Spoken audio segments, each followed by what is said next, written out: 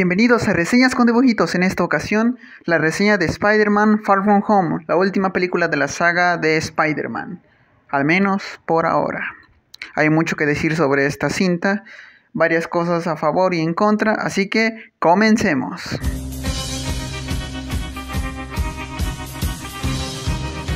Spider-Man Far From Home o Spider-Man Lejos de Casa.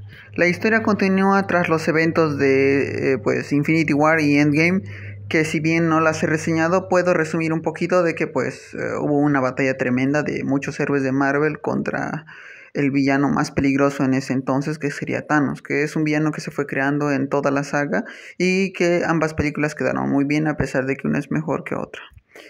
Spider-Man tuvo una cierta participación ahí siendo un vengador de apoyo que tuvo unos buenos momentos tanto en Infinity War como en Endgame, y el cual quedó afectado demasiado por la última película, y en aquí se podría decir que vemos un poco de esas cosas que quedaron en el aire para continuarlas en esta trama. El problema es que algunas cosas se desarrollaron bien y otras no tanto, ya que aquí Peter Parker desea unas vacaciones después de todo lo que ha vivido y todo eso, y por desgracia llegará una nueva amenaza que necesitará una vez más que se ponga la máscara y el traje para enfrentar esta amenaza junto a su aliado Misterio.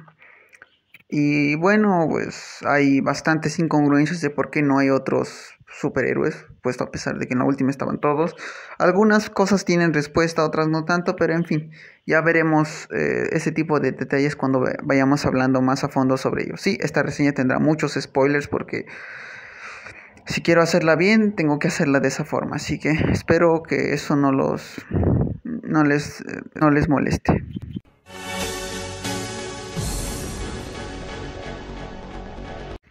Peter Parker. Hay algunas cosas que quisiera mencionar del personaje que lo haré en un punto más adelante cuando acabe de hablar de los personajes, pero por lo pronto lo que puedo decir aquí es que el personaje para la película tiene un buen propósito y se podría decir que está escrito de una buena manera. El problema es que le faltan partes para entender todo el contexto de su actitud, ¿entienden, no? Es decir, hay una escena, por ejemplo, que se eliminó, no sé por qué, si era muy largo, no estaba listo los efectos, no sé, creo que se liberó para la edición Blu-ray o para un reestreno, no estoy muy seguro, investiguen ustedes, por favor. En el que pues vemos una escena de Peter Parker peleando contra unos criminales que son mafiosos en un casino, en donde podemos ver que ya es un experto usando la armadura y que ya más o menos puede dominar otro tipo de crimen a una escala un poco mayor. Obviamente después de pelear contra Thanos ya casi cualquier cosa es sencilla. Y en ahí dice pues que a pesar de que le encanta defender la ciudad de Nueva York y todo eso, quiere tomarse unas vacaciones, y con todo lo que le ha pasado es entendible, es decir, es algo que incluso si fuéramos Spider-Man lo haríamos. El problema es que al carecer la versión de cines, es decir, la versión que todos hemos visto, de esta escena, pues hay como un empieza un poco abrupto, ¿no? Donde lo primero que vemos es Spider-Man que dice que está enamorado de MJ, que es otra cosa. En la anterior película apenas compartieron un par de diálogos. De quien le gustaba a él era Liz, la otra chica, que en ahí por lo menos pudimos ver un poco de actitudes de que ambos se sentían una cierta atracción el uno por el otro. Pero es que el anterior, lo único que aquí se conservó es que ella lo notaba mucho y sabía cosas de su vida, porque pues digamos era observadora, ¿no? Como ella misma lo dice, pero es que él nada con ella, realmente comparten un par de diálogos apenas en la primera escena, en la primera película, y que ahora me digas, no sabes que me gusta porque sí, y es que queda demasiado forzado. Es como si su relación se hubiera visto fuera de cámaras y nos la intentaran vender como que siempre estuvo ahí. Como si hubiera faltado, quién sabe, tal vez una película intermedia entre Infinity War y Endgame, y ahí estuviera la relación que supuestamente existía ahí, ¿no? Pues, pero no hay nada. Pero bueno, ya hablaré más a fondo sobre ese detalle cuando hable en el siguiente punto. Por lo pronto debo decir que salvo esas dos cositas, el personaje reacciona como debería reaccionar un personaje de su edad, haciendo cosas estúpidas, tratando de dar todo de sí para hacer las cosas al final, todo ese tipo de cosas, ¿no? Perdón por repetir tanto eso. Pero es que esa es la verdad, no es decir que el personaje es un idiota, el perro de Stark, no, simplemente tienen que ustedes observar la película y simplemente notar esos detalles. Ahora, no está bien o perfecto, eso lo sé y lo sabes tú y cualquiera que haya visto la película, pero por lo menos las actitudes de su personaje corresponden a las de las anteriores entregas, es decir, para caer en esta, salvo los anteriores puntos que mencioné, el personaje está bien en la película. Quentin Beck, alias Misterio. Este personaje, ¿dónde empezamos?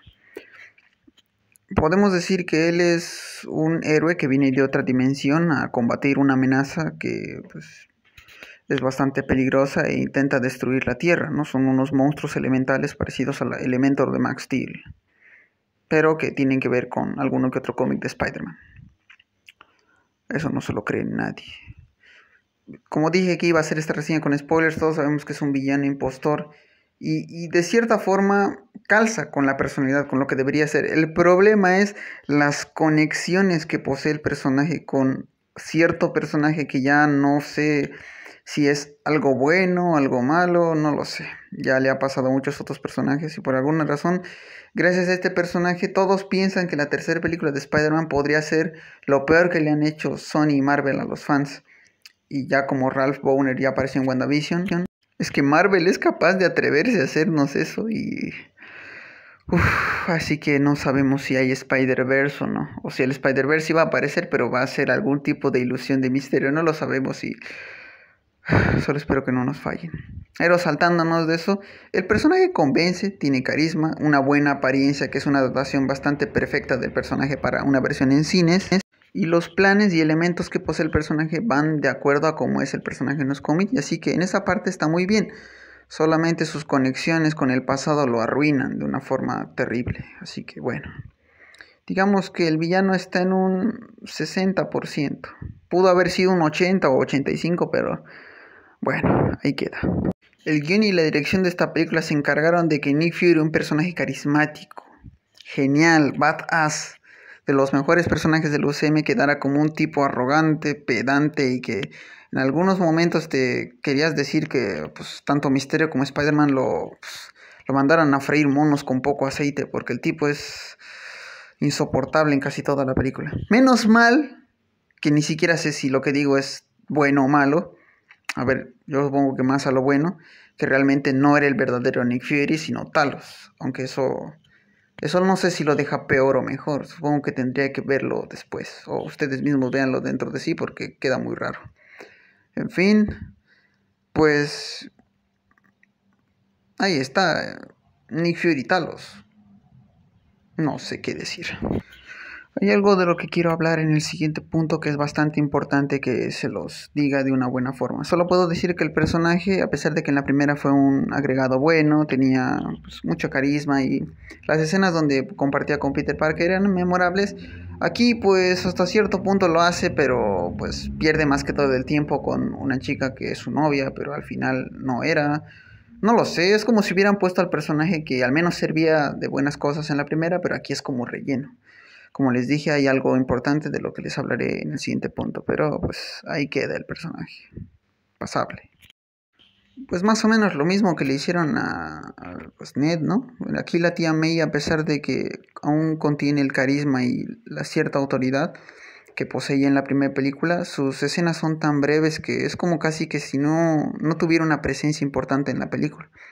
Es como si fuera un personaje casi ultra secundario y eso nunca fue. Era un personaje secundario que siempre fue importante en la vida de Peter Parker y aquí está un tanto desaprovechado. Según una vez leí en un lugar, decían que había unas escenas que se había recortado del personaje y que por eso Marisa Tomei estaba un poco disgustada con el producto final. Y quién sabe, tal vez sea posible. Pero en fin, no queda mal el personaje, pero sí es como casi que no se siente su presencia de buena manera en el filme. Bueno, así como algunos personajes perdieron participación, otros ganaron más, como está Happy Hogan, que si bien no podríamos decir que aparece más tiempo en pantalla, sino más o menos lo mismo que la primera, sus acciones son más importantes y más determinantes en el accionar de los eventos, ¿no? Al punto de que él es alguien que está ahí para el punto final de la película, donde pues Peter Parker necesita más ayuda. Lo que puedo decir es que el personaje sigue teniendo la carisma de la primera película de Iron Man. Es un personaje que no te puede disgustar casi que con nada del mundo, así que ahí está, ¿no? Es Happy. A nadie le disgusta Happy. Michelle Jones, alias MJ. Pues, ¿qué decir del personaje? No, la actriz no es su culpa, no es mala, simplemente que tanto el guión como la dirección la hacen ver antipática por muchos momentos y la verdad es que su participación en la película es bastante alta. También es el interés amoroso de Peter Parker, de nuestro héroe. En fin, a pesar de todo, creo que en el final es donde más logra conectar con el público y digamos que ojalá que todo vaya bien y si mantiene pues su personalidad, yo quería que tal vez en la tercera película lleguemos a tener una buena versión del personaje. Eso sí, hay algunas cosas que comentar en el siguiente punto, así que ahí vamos. Estos personajes, diría que quitan demasiado tiempo en pantalla a Peter Parker y a los demás personajes importantes. No sé si es que querían hacer que nos encariñáramos con ellos, la verdad es que hasta terminan siendo muy odiosos. Pero claro, no es culpa de los actores, es simplemente la forma en que fueron introducidos en la película. Puedo decir que algunas veces los profesores me hacen reír y es porque mi sentido del humor es el de un bebé de 3 meses, así que cualquier cosa me hace reír. Pero fuera de eso, pues, meh.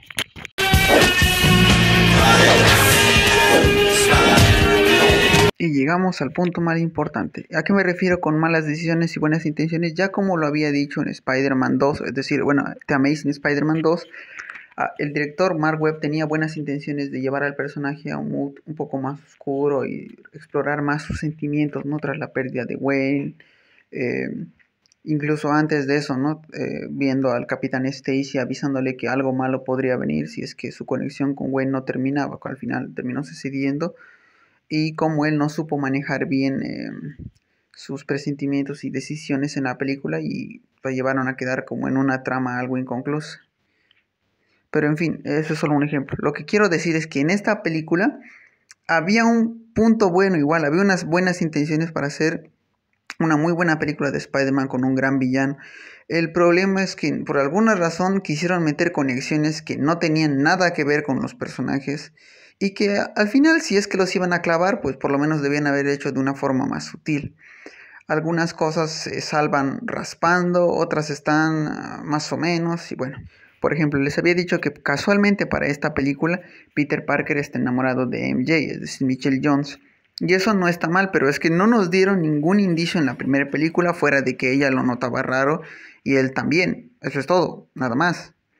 Ni siquiera en Infinity War un momento vimos una escena de él encariñado. No, ella no aparece, el único que aparece es Ned, es su amigo. El único personaje que por lo menos tiene una relación existente desde que empezó, ¿no?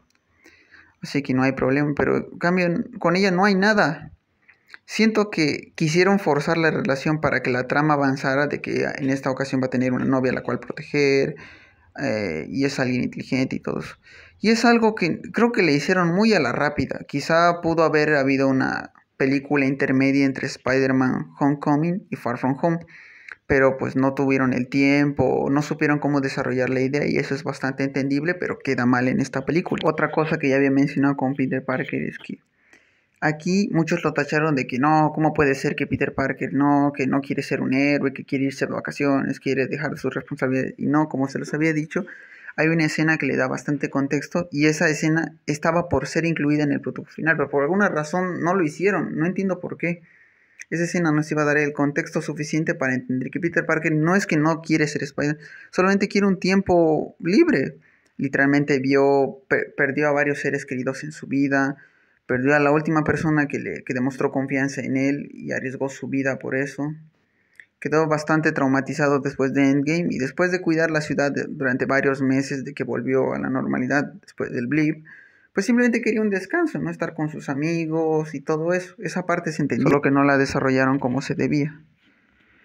Ahora, en cuanto a Misterio, ¿por qué le tuvieron que clavar la conexión con Tony Stark? No había una necesidad. Si tenían que forzar que ellos querían Edith, está bien.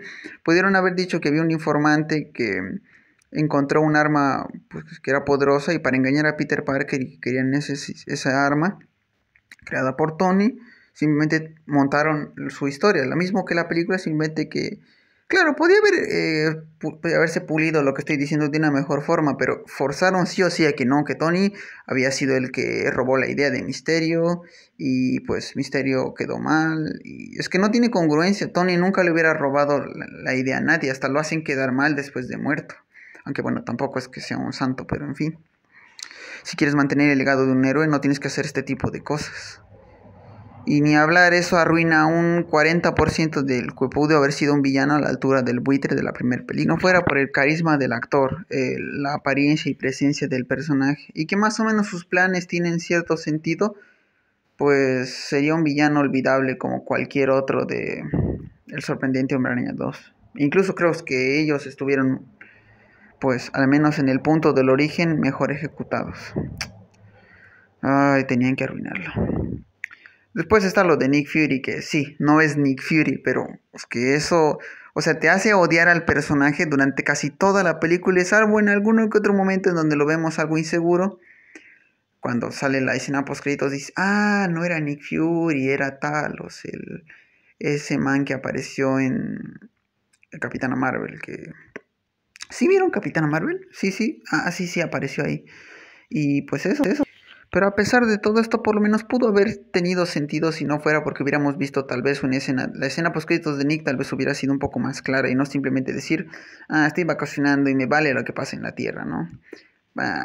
¿Para qué poner atención sobre algo que parece una amenaza mundial si puedo estar aquí? Aunque podría ser que Nick Fury sabía que, quién sabe, tal vez lo que estaban diciendo los impostores era falso y por eso dejó que Talos se encargara, porque no creo que sea tan grave.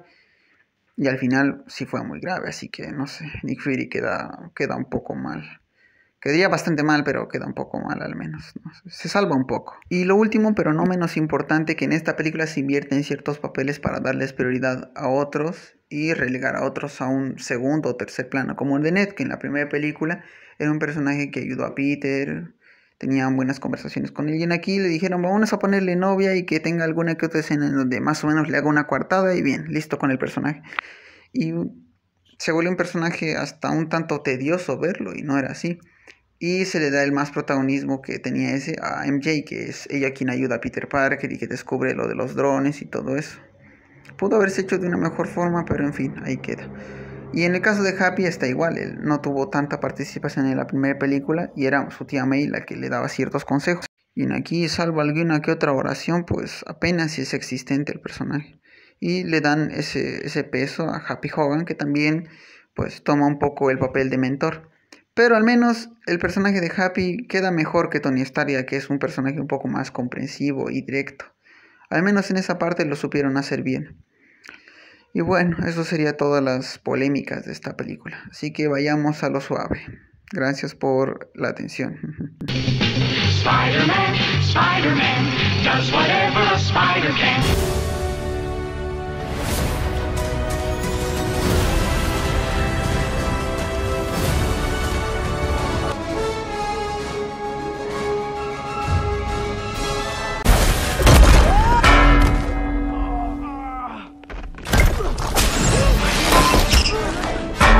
Tan finas, Parker. ¿Cómo las pagaste? Flash, dámelas. No, que me las dime, des, lo Flash. digo No seas como un necio, cumplido. dámelas. Perdóname.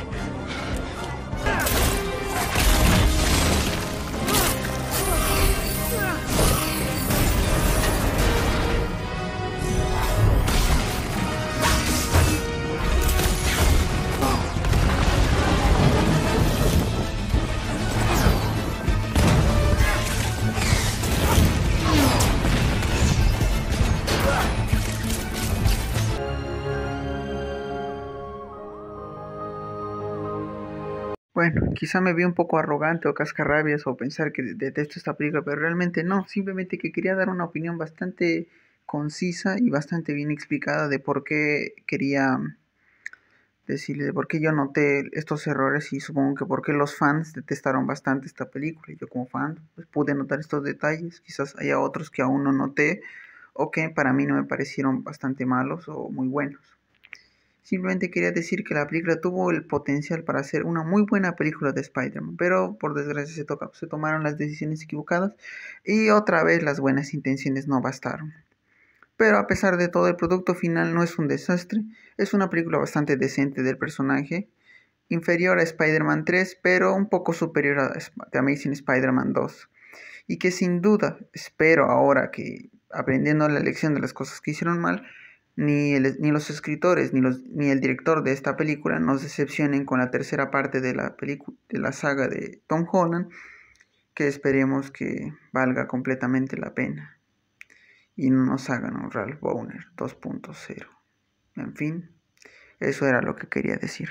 Gracias por ver el video, realmente agradezco que nos hayan acompañado en esta travesía por todas las cintas del Hombre Araña en el cine.